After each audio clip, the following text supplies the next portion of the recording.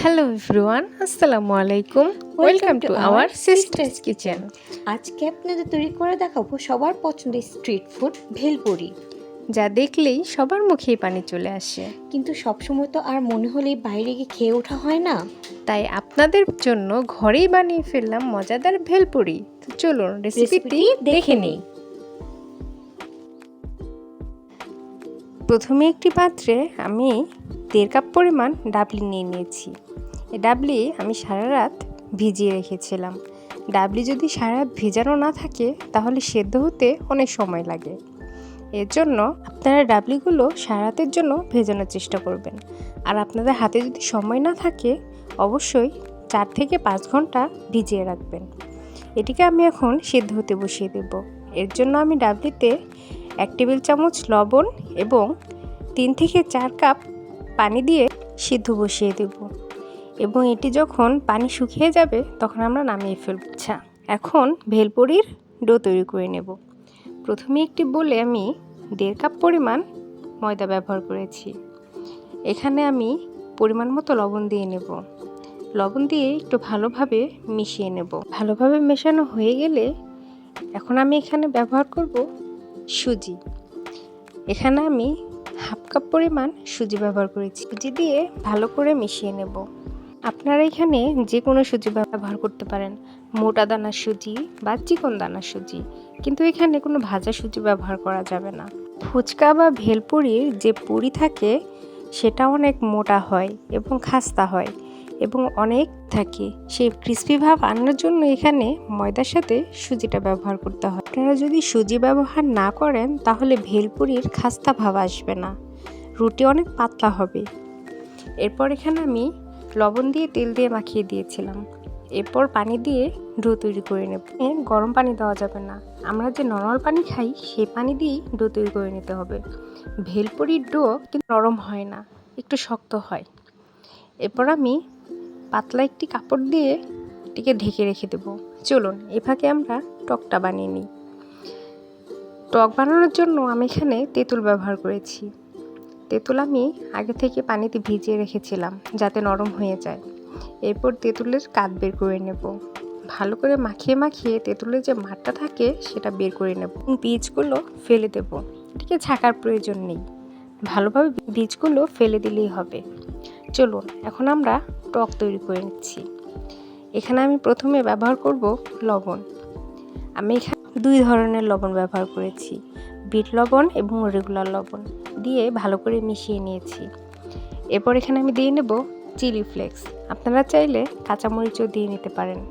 Chilli flakes দিলে ভালো করে নাড়াচাড়া করে এখানে দিয়ে দেবো চটপটির মশলা এবং চাট মশলা। চাট মশলাটা দিলে টেস্ট বেড়ে যায়। এরপর এখানে ব্যবহার করব চিনি। আপনারা যদি বেশি টক না খেতে চান তাহলে এখানে চিনি ব্যবহার করবেন। আমি এখানে 1 টেবিল চামচ চিনি ব্যবহার করেছি। চিনি দিয়ে ভালোভাবে মিশিয়ে নেব।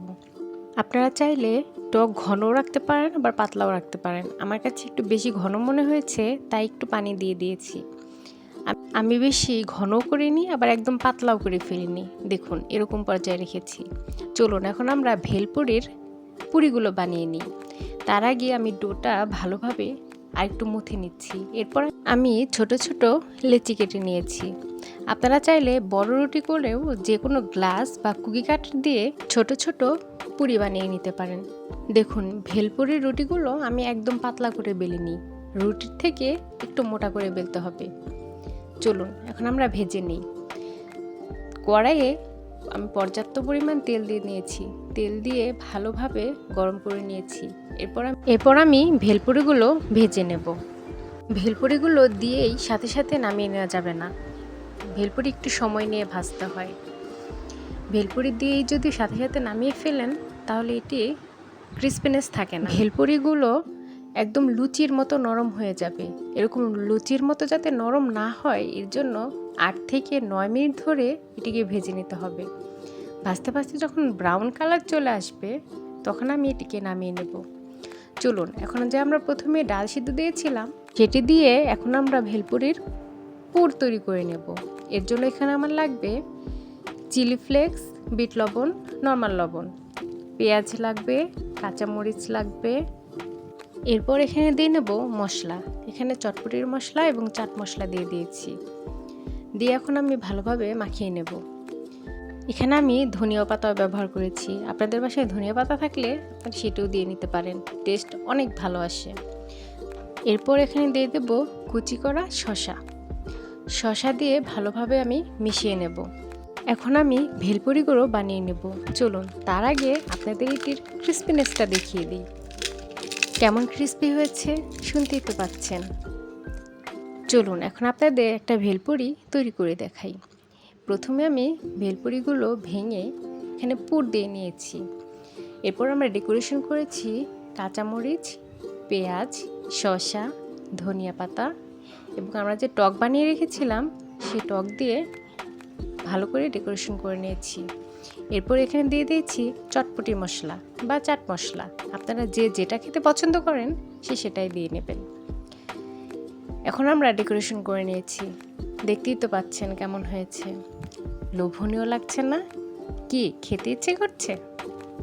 যদি খেতে ইচ্ছে করে তাহলে এক্ষুনি ঘরে বানিয়ে ফেলুন ভেলপুরি। আমার ভিডিওগুলো যদি আপনাদের ভালো লেগে থাকে তাহলে অবশ্যই লাইক করবেন, শেয়ার করবেন এবং কমেন্ট করবেন এবং আমার পাশেই থাকবেন। আল্লাহ হাফেজ। আসসালামু আলাইকুম।